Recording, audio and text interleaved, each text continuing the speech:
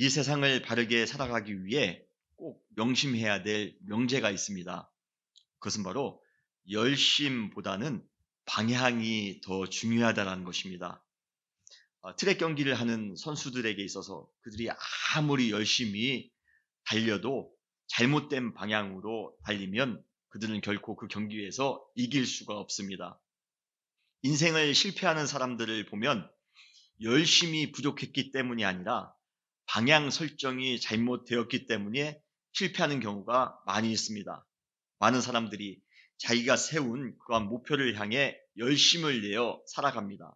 그러나 인생의 종착점에 이르러 자신이 달려온 방향이 잘못되었음을 깨닫고 후회하는 사람을 우리는 주변에서 많이 찾아볼 수 있게 됩니다.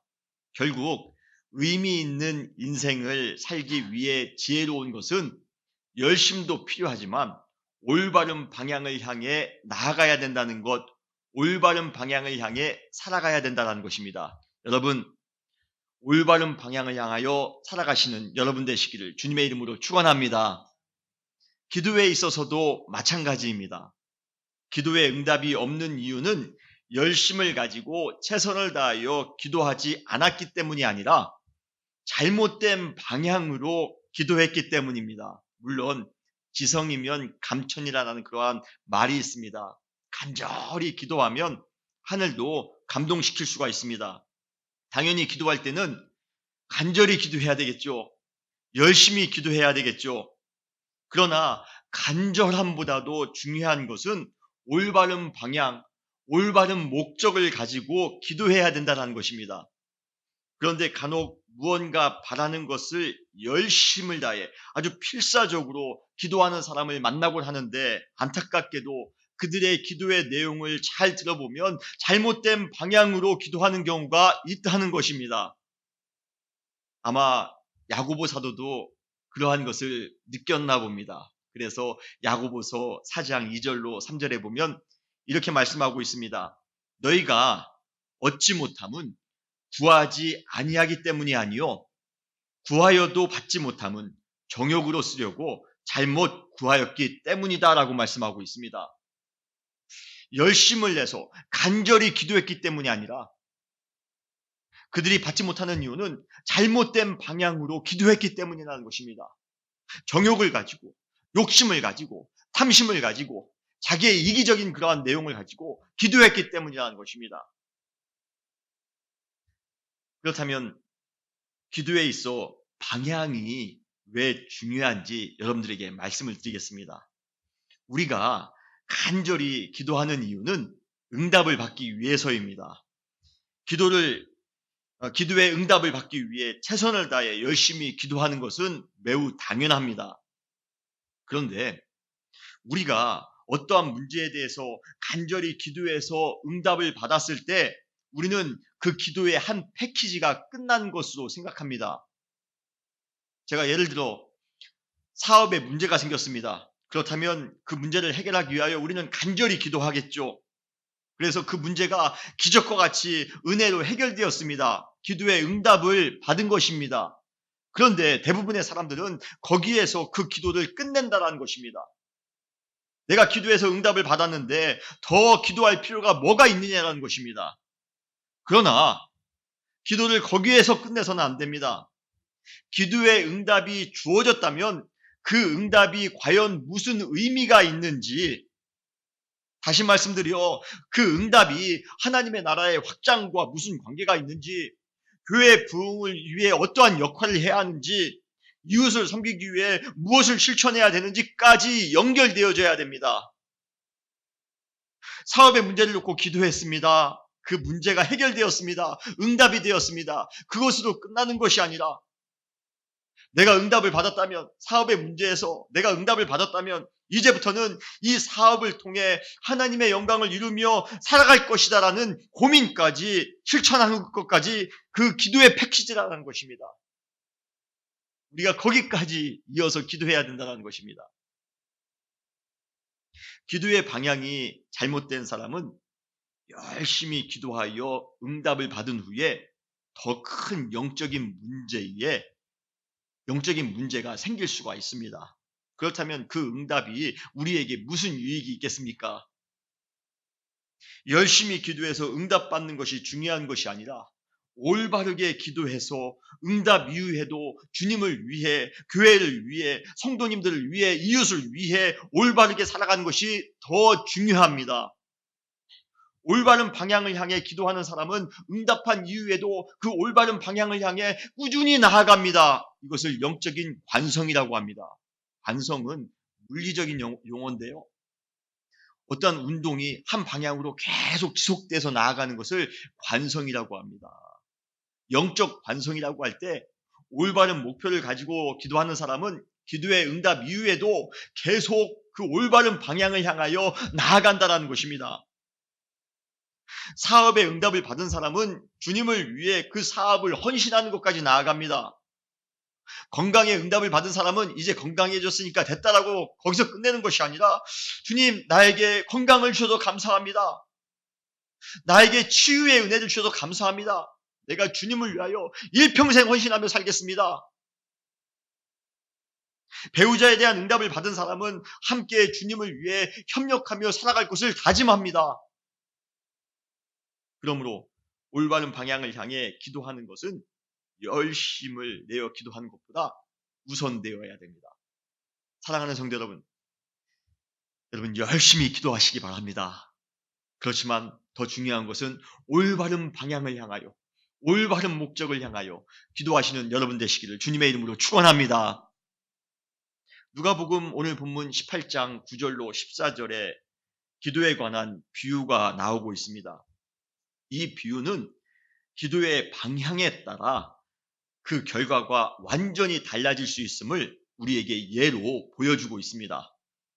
이 비유는 두 사람이 기도하기 위해 성전에 올라가는 장면부터 시작합니다. 오늘 본문에 보면 누가복음 18장 10절에 두 사람이 기도하러 성전에 올라가니 하나는 바리새인이요 하나는 세리라. 이 두 사람은 바로 누구입니까? 바로 바리새인과 세리입니다. 먹고 살기도 바빠 교회에 와서 기도할 시간이 전혀 나지 않는다라고 말하는 현대인들과 비교해 볼 때 그래도 시간을 쪼개 성전에까지 와서 기도를 하는 그들을 보면서 그래도 나름대로 기도에 대한 열심을 가지고 있구나 우리는 생각할 수 있습니다. 그런데 그들이 기도하는 그 기도의 소리를 듣는 순간 우리 모두는 매우 당황하게 됩니다. 왜입니까? 그 두 사람의 기도의 내용이 완전히 다르기 때문입니다. 더 나아가 마지막에 가서 그 기도의 내용에 따라 그들에게 주어지는 결과도 큰 차이가 있기 때문입니다. 그렇다면 그들의 기도의 내용이 어떻게 달랐기에 그러한 결과가 생긴 것일까요?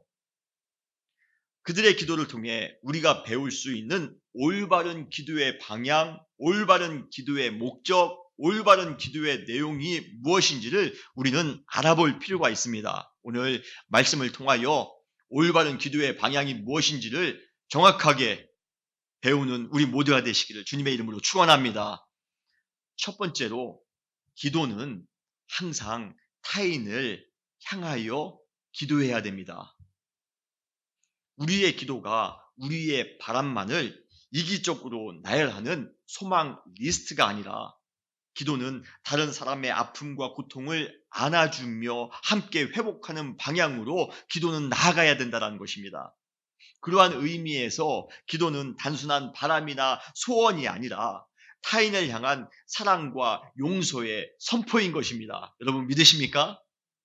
가끔 우리의 기도가 천박해지는 이유는 기도의 방향이 타인으로 향하지 않고 정말 이기적일 만큼 나 자신을 향하여만 있기 때문입니다. 나만을 위해 기도할 때 아무리 열심을 가지고 최선을 다해 기도한다 할지라도 그 기도의 질량감은 깃털보다도 더 가벼울 것입니다. 나만을 위한 기도는 절대로 어떠한 영향력도 발휘할 수 없습니다. 나만을 위한 기도는 어느 누구에게도 큰 감동을 줄 수가 없습니다. 나만을 위한 기도는 나만을 위한 응답으로 독식될 것이기 때문에 기도 응답 이후에 영적인 급체에 걸릴 수가 있습니다. 기독교 기도의 가장 중요한 목적 중 하나는 다른 사람을 살리는 것입니다. 다른 사람을 행복하게 하는 것입니다. 다른 사람의 회복을 위하여 배려하는 것입니다. 이것이 바로 기독교의 기도입니다. 기독교는 항상 다른 사람을 향해 열려 있어야 됩니다. 이 목적이 무시되는 순간 우리의 기도는 싸구려 종교 의식으로 전락되게 될 것입니다. 여러분은 과연 어떠한 기도를 드리십니까? 여러분의 기도는 항상 나에게만, 나의 가족을 위해서만 향하는 그러한 기도이십니까? 여러분의 기도는 타인을 향하여 열려있는 그러한 기도를 여러분들께서는 하고 계십니까? 과연 우리의 기도는 타인을 향하여 지금 하고 있습니까? 가깝게는 한 교회의 성도나 한 동네의 이웃을 위해, 그리고 직장 동료, 거래처 사람들, 사업의 손님들, 지역 주민들을 위해, 나라와 민족을 위해, 타민족, 기독교를 박해하는 나라를 위해, 기아와 전쟁으로 말할 수 없는 피해를 안고 사는 민족들을 위해, 환경 문제를 위해, 잘못된 제도나 관습을 위해, 이 시대의 잘못된 문화를 위해 우리는 얼마나 타인을 향하여 기도하고 있는가?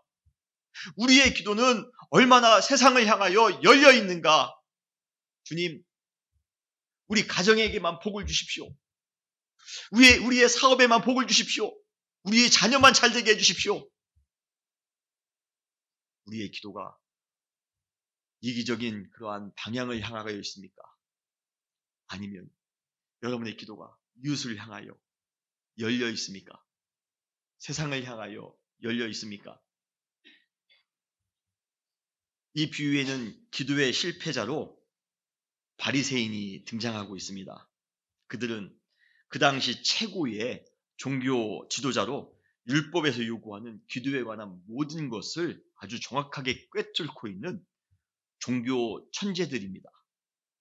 그들은 관례에 따라 어떤 기도의 순서로 기도해야 되는지, 몇 시에 기도해야 되는지, 하루에 몇 번 기도해야 되는지, 금식 기도는 어떻게 해야 되는지, 철학 기도는 어떻게 해야 되는지, 기도에 관한 모든 것을 모르는 것이 없는 그러한 사람들이었습니다. 그러나 예수님의 입장에서 볼 때 그들의 기도는 아무런 의미 없이 시끄럽게 울리는 꽹과리 소리일 뿐입니다. 그렇다면 그 이유가 무엇입니까? 그들의 기도에 파워가 없는 이유, 그들의 기도에 감동이 없는 이유는 무엇일까요?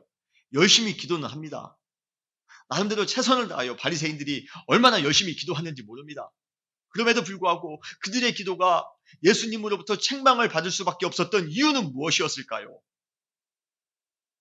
오늘 본문 11절에는 간단하지만 그들의 기도의 태도를 엿볼 수가 있습니다. 11절에 보면 바리새인은 서서 따로 기도하여 라고 말씀하고 있습니다. 개역성경에 보면 11절 초반 부분에 서서 따로 기도하여 라고 번역하고 있습니다. 이것은 바리새인들이 의도적으로 따로 서서 기도하고 있는 모습을 묘사하고 있습니다. 결국 우리는 이 구절을 통해 이 바리새인들이 기도할 때 함께 기도하는 것이 아니라, 더불어 기도하는 것이 아니라, 그렇게 함께 기도하는 것, 더불어 기도하는 것에는 굉장히 인색했습니다. 그들은 그냥 따로 서서 기도할 뿐입니다. 따로 서서 기도함으로써 은근히 자신의 권위를 즐겼을지 모릅니다. 자기는 다른 차원의 사람임을 은근히 과시했을지 모릅니다. 나는 저 사람과 다른 사람이야. 나는 따로 서서 이곳에서만 기도할 것이야. 재미있는 것은 영어 성경에 보면, 특별히 NIV 같은 그러한 영어 성경에 보면 따로 서서 기도하여 라는 구절을 서서 자신에게 기도하여 라고 번역하고 있습니다. The Pharisee stood up and prayed to himself. Prayed to himself. 자기 자신을 위해서 기도했다라고 번역하고 있습니다. 이러한 번역은 바리새인들의 기도가 자신들만을 위한 그러한 아주 편협한 종교적인 행위였음을 아주 불편한 어조로 지금 강조하고 있는 것입니다. 그들의 기도는 다른 사람들을 위한 배려, 다른 사람들을 향한 포용 전혀 찾아볼 수 없었습니다. 오직 자신들을 위해서만 기도할 뿐입니다. Prayed to himself. 그들의 기도의 태도가 이렇습니다. 그런데 기도의 태도는 그렇다 치더라도 기도의 내용을 자세히 들여다보면 그들의 기도는 더 과관입니다. 오늘 보면 누가복음 18장 11절에 보면 바리새인들의 기도의 내용이 나와 있습니다. 하나님이여, 나는 다른 사람들 곧 토색, 불의, 간음하는 자들과 같지 아니하고 이 세리와도 같지 아니함을 감사하나이다. 그들의 기도의 내용은 자신들이 다른 사람들과 같지 않아서 감사하다라는 것입니다. 하나님의 크신 구원의 은혜 때문에 감사한 것이 아니라, 하나님의 사랑을 깊이 느꼈기 때문에 감사한 것이 아니라, 내가 저 사람들과 같지 않음을 감사하다라고 지금 기도하고 있습니다. 정말 막장 드라마 같은 그러한 기도가 아닐 수 없습니다. 어떻게 지성과 영성을 겸비한 그러한 종교 지도자들이 그러한 유치한 기도를 할 수 있단 말인가? 여러분, 죄는 미워해도 사람은 미워하지 말라는 말이 있지 않습니까? 물론 세리들이 저지른 죄들이 잘못된 행위인 것만큼은 분명합니다. 그래도 아무리 그래도 그렇죠. 노골적으로 내가 저런 종류의 사람과 같지 않아서 감사하다는 식의 기도는 듣는 우리의 마음을 매우 불편하게 만듭니다. 내가 어떤 사람으로부터 그 사람이 속한 클래스에 들어갈 수 없는 결격 사유자 취급을 받는 것처럼 불쾌한 것은 없습니다. 지금 바리새인들의 기도가 상대방의 마음에 큰 상처를 주는 그러한 기도입니다. 세리 마음에 세리가 그 기도의 소리를 들었을 때 얼마나 기가 막혔겠습니까? 얼마나 불쾌했겠습니까? 그들은 다른 사람과 같지 아니함을 두각시켜 기도함으로써 상대방의 인격적인 연약함을 포용하기는커녕 정죄하고 있습니다. 저 사람은 토색하는 사람이야.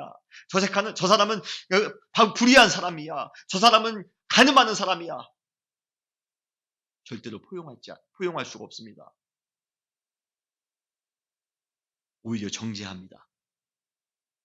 그리고 상대방을 향한 이러한 절대 무시는 자연스럽게 자신들의 종교적 행위를 부풀려 과시하는 교만으로 이어집니다. 그래서 오늘 본문 18장 12절에 보면 자기 자랑이 나오고 있습니다. 나는 일해에 2번씩 금식하고 또 소득의 11조를 드리나이다. 이 기도의 내용을 들을 때 처음 마음속에 생각난 것은 참 유치하다입니다. 정말 이렇게 유치할 수가 있을까? 어릴 적에 그런 친구도 있잖아요. 나는 매일 소세지에 계란말이 먹어 하는 친구 있잖아요. 제대로 우리 밥 못 먹을 때. 우리 집에 전화기 있어. 우리 집에 칼라 텔레비전 있어. 자랑하는 친구도 있지 않습니까? 저는 이 구절을 읽을 때마다 그 친구들이 생각이 납니다. 여러분, 솔직히 금식하는 것, 11조를 드리는 것, 얼마나 아름다운 신앙의 헌신입니까? 영적 성숙을 위해 금식만 한 것이 없습니다. 금식해서 기도할 때 우리가 영적으로 성숙할 수 있는 것 당연합니다. 하늘의 축복을 급행으로 이루는 것에 있어 11조만 한 것이 없습니다. 그러나 그러한 경건을 이루는 실천들이 자기를 과시하기 위한 도구로 사용될 때 정말 부끄러울 정도로 취해집니다. 기도의 내용이 이 정도일진데 바리새인들의 기도는 상대방의 마음을 난도질하는 아주 파괴적인 무기일 뿐입니다. 그래서 우리는 바리새인들의 이 기도를 들을 때마다 마음이 불편한 것입니다. 그리고 바리새인의 기도를 듣는 옆에서 기도를 듣고 있는 세리는 마음이 찢어졌을 것입니다. 상대방을 향해 전혀 열려있지 않는 기도는 그들의 열정적인 부르짖음에도 불구하고 기도하는 그 자신을 위해서 응답되지 말아야 된다고 저는 생각을 합니다. 이러한 기도가 응답되는 것이 어쩌면 그 사람에게 더 큰 불행일 수 있다고 저는 생각합니다. 탐욕에서 기인된 기도, 상대방의 아픔을 전혀 느끼지 못하는 기도, 이기적인 리스트로 가득 채워진 기도는 잘못된 방향으로 달려가고 있는 트랙선수와 다를 것이 뭐가 있겠습니까? 열심히 기도해놓고도 오히려 공허해지는 이유는 잘못된 방향으로 기도했기 때문입니다. 사랑하는 성도 여러분, 올바른 방향을 향하여 기도하시는 여러분 되시기를 바랍니다. 특별히 타인을 향하여, 나 자신을 향하여 기도하는 것이 아니라 타인을 향하여 중보하시는 여러분 되시기를 주님의 이름으로 축원합니다. 기도가 타인을 향하는 만큼 그만큼 우리의 영향력의 지평은 넓어질 수가 있습니다. 저는 우리 은혜교회 사랑하는 성도님들이 많은 사람들로부터, 이 지역에 있는 수많은 사람들로부터 선한 영향력을 미치며 살아갔으면 좋겠습니다. 그렇게 하기 위하여 가장 기본이 무엇입니까? 그들을 향하여 기도하는 것입니다. 이웃을 향하여 기도하는 것입니다. 이 센트럴 아이오와에 있는 한인들을 향하여 기도하는 것입니다. 타인을 향하여 여러분 기도하시기를 바랍니다. 여러분, 우리의 자녀와 우리의 자녀의 자녀가 정말 이 민족적인 차원의, 세계적인 차원의 그러한 리더가 되기를 원하십니까? 그렇다면 여러분들이 민족을 향하여 기도하시기를 바랍니다. 여러분들이 국가와 여러분들이 이 시대를 향하여 기도하시기를 바랍니다. 우리의 기도가 이 시대를 향하여, 국가와 민족을 향하여 우리가 더욱더 넓은 마음으로 기도할 때에 여러분, 그 기도만큼 우리의 기도의 지평이, 우리의 영향력의 지평이 넓어지는 줄 여러분 믿으시길 바랍니다. 타인을 향하여 기도하는 것 절대로 손해가 아닙니다. 오히려 나만을 위하여 기도하는 것보다 다른 사람을 위하여, 타인을 위하여, 시대를 향하여 기도할 때 주님께서는 우리의 기도를 더 크게 응답해 주실 줄 여러분 믿으시길 바랍니다. 여러분들의 기도의 방향은 지금 어디입니까? 나를 향하여, 나 자신의 이기적인 그런 목적을 향하여, 욕심을 향하여 기도하고 계십니까? 아니면 타인을 향하여 기도하고 계십니까? 타인을 향하여 기도하시는 사랑하는 우리 은혜교회 성도님들 되시기를 주님의 이름으로 축원합니다. 두 번째로 우리의 기도는 어디로 향해야 됩니까? 우리의 기도는 항상 연약한 자기 자신의 실존 가장 깊숙한 곳, 나의 내면, 나의 영혼의 가장 깊숙한 곳을 향하여 여러분 기도하셔야 됩니다. 다시 말해, 기도는 하나님 앞에서 내가 누구인지를 정확하게 발견하는 것이 진정한 기도입니다. 주님, 나는 죄인입니다. 내가 죄인임을 깨닫는 것, 나의 영혼의 깊숙한 곳을 성찰하면서 내가 죄인임을 깨닫는 것, 여러분 이것이 진정한 기도임을 여러분 믿으시길 바랍니다. 어쩌면 모든 기도의 출발이자 동시에 하이라이트인 기도가 바로 나의 내면, 나의 실존을 정확하게 발견하는 기도일 것입니다. 그러므로 우리의 기도는 심해 잠수정과 같이 우리의 내면 깊은 곳을 향해 나아가셔야 됩니다. 비유에서 두 번째 기도로 등장하는 그러한 인물이 있습니다. 그 당시 많은 사람들에 의해 죄인으로 낙인 찍혔던 세리입니다. 바리새인들이 성전에 기도하러 들어온 그 같은 시각에 이 세리 역시 기도하기 위해 성전에 들어옵니다. 사실 종교 지도자인 바리새인들이 성전에 들어오는 것은 그리 특별한 일이 아닐 것입니다. 그러나 세리가 그 시각에 성전에 왔다는 것은 좀 특별할 수 있습니다. 사실 세리는 다른 사람의 세금을 한 푼이라도 더 많이 거두어 자신의 재산을 증식하는 데에 모든 관심을 가지고 있었습니다. 그 당시에 그것이 일반적인 세리들의 일상이었습니다. 그래서 그들은 한 시간이라도 다른 사람들의 세금을 거두는 것에 자기의 모든 일상을 다 헌신하며 살았던 사람들입니다. 그렇다는 것을 염두할 때 지금 이 세리가 세금을 환수하는 시간을 포기하고 성전에 나왔다는 것은 그의 기도가 지금 얼마만큼 기도를 사모하고 있는지를 우리는 짐작할 수가 있게 됩니다. 그러나 바리새인들에게 있어서 그 세리는 토색과 불의, 간음을 일삼는 자들과 같은 유의 사람일 뿐이었습니다. 그래서인지 바리새인이 세례를 아주 대놓고 무시합니다. 11절에 나는 사람들 곧 토색과 불의와 간음하는 자들과 같지 아니하고 이 세리와도 같지 아니함을 감사하나이다. 이러한 바리새인들의 따가운 눈총을 느끼면서 이 세리는 성전에서 가장 기도하기 좋은 곳에는 감히 접근도 하지 못하고 그냥 저 멀리 한 구석에서 기도할 뿐입니다. 그래서 13절에 보면 세리가 멀리 서서 기도하고 있다라고 말하고 있는 것입니다. 그럼에도 불구하고 이 세리는 전혀 흔들림 없이 자신이 해야 될 기도에만 집중하고 있습니다. 기도의 내용을 우리가 먼저 알기 전에 우리는 먼저 세리들이 기도한 그 기도의 태도에 주목할 필요가 있습니다. 오늘 보면 13절에 보면 누가복음 18장 13절에 보면 세리는 멀리 서서 감히 눈을 들어 하늘을 쳐다보지도 못하고 다만 가슴을 치며, 여러분 이것이 바로 세리의 기도의 태도였습니다. 그는 눈을 들어 하늘을 감히 쳐다보지도 못하고 가슴을 치며 기도합니다. 여러분 이것은 전형적인 애통의 기도입니다. 그는 세리의 직업을 가지고 그냥 먹고 살 만큼 벌어서 잘 살고 있었습니다. 그런데 이상하게 마음에 기쁨이 없습니다. 돈이 이만큼 되면, 내가 집 한 채 잘 살고 지금 살면, 자녀 좀 잘 키우면 기쁨이 넘칠 줄 알았는데 이상하게 마음에 기쁨이 없습니다. 전혀 행복한 마음이 없더라는 것입니다. 그의 삶에는 어떠한 한계가 있었을지 모릅니다. 사방에 우겨쌈을 당한 상황 속에서 그것을 극복할 수 있는 방법이 전혀 없다라고 생각했을 수도 있습니다. 어쩌면 직업 속성상 많은 세금을 걷어들이기 위해 편법과 부정을 저지르는 중에 도덕적인 양심에 크게 부딪혀 고통스러워했을 수도 있습니다. 관계의 문제로 혼자 고립된 채 엄청난 무게의 고독과 씨름하는 중이었을 수도 있습니다.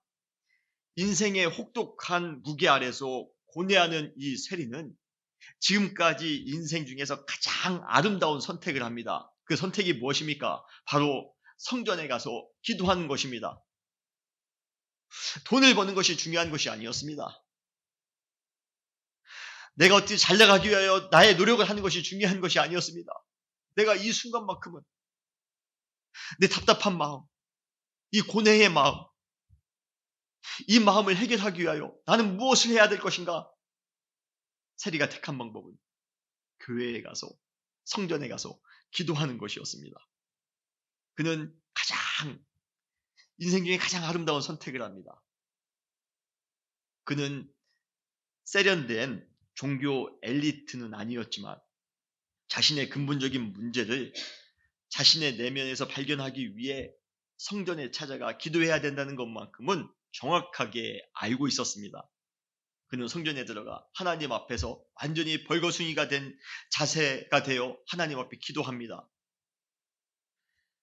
우리 인간은 완전히 하나님 앞에 서는 순간 연약하며 거짓된 자신의 실존을 낱낱이 우리는 발견할 수가 있습니다. 하나님 앞에서 가리고 싶은 나의 모습이 온전히 들통나는 순간이 어떻게 보면 좀 불편한 듯 느껴질 수 있을지 모르지만 사실 우리 인생 중에서 가장 기억에 남는 은혜의 순간일 수도 있음을 여러분 믿으시길 바랍니다. 그런 순간에 우리가 할 수 있는 일이라고는 단 하나밖에 없습니다. 하나님 앞에서 나의 실존이, 하나님 앞에서 나의 영혼의 상태가 발견되어지는 그 순간 우리가 할 수 있는 것은 단 하나밖에 없습니다. 감히 하늘을 바라보지 못하고 가슴을 치며 하나님 앞에서 통회의 기도를 드리는 것뿐입니다. 그래서 이 세리의 기도의 내용이 바로 이렇습니다. 하나님이여, 불쌍히 여기소서. 나는 죄인이로소이다. 내 영혼을 살펴보았더니, 내 내면을 살펴보았더니 하나님 앞에서 나는 죄인일 수밖에 없습니다. 주님, 나를 긍휼히 여기소서. 세리의 기도의 태도 그리고 내용이 기도 엘리트인 바리새인들에 비해 좀 투박해 보일 수 있습니다. 바리새인들은 얼마나 멋있습니까? 멋있는 가운을 입고 성전의 아주 특별한 위치에서 따로 서서 고상하게, 그러면서도 권위적으로 아주 손을 들고 기도하는 바리새인들의 기도가 시쳇말로 좀 있어 보이는 것 같습니다. 좀 험나 보입니다. 그런데 바리새인들의 기도를 들었을 때 여러분, 우리 마음이 어땠습니까? 불편하지 않았습니까? 그런데 이상하게도 세리의 기도, 투박하며 별거 없어 보이는, 눈물 찔끔찔끔 흘리며 죄인이라고 고백하고 있는 이 세리의 이 기도를 듣는 순간 이상하게도 우리의 마음이 뜨겁게 움직임을 느낄 수가 있습니다. 사랑하는 성도 여러분, 기도의 정점은 자신의 영적인 상태를 솔직하게 깨닫는 것, 영혼 깊숙한 곳에 자리 잡고 있는 우리의 근본적인 상처들, 우리 안에 있는 영혼의 그러한 죄성들, 그러한 것들을 발견하는 것입니다. 그러한 사람만이 최고의 기도의 응답을 기대할 수가 있습니다. 그 기도의 응답이 뭔지 아십니까? 바로 은혜입니다. 주님 앞에 나는 죄인입니다라고 고백하며 나가는 사람, 그 사람을 하나님께서는 멸시하지 아니하십니다. 하나님께서는 통회하는 심령을 멸시하지 아니하신다라고 말씀하고 계십니다. 주님께서는 오히려 그 마음을 받아주십니다.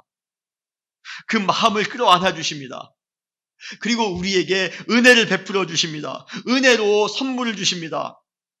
이 은혜는 죄로 인해 우리 망가진 우리의 내면이 온전하게 회복될 수 있는 능력임을 여러분 믿으시길 바랍니다.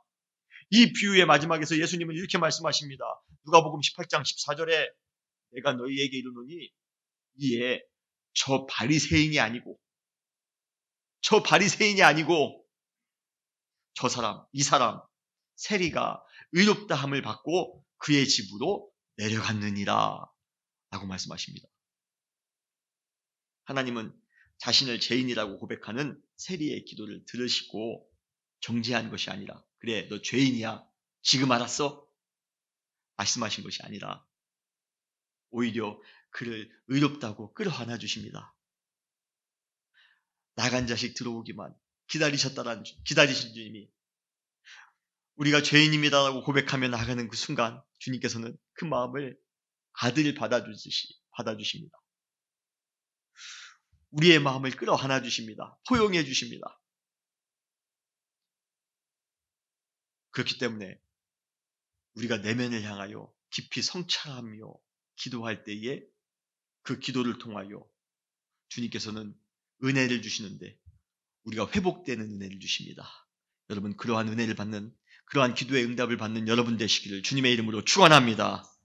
사실 이 비유의 목적은 자기를 의롭다고 믿고 다른 사람을 멸시하는 자들을 올바르게 깨닫도록 하는 것입니다.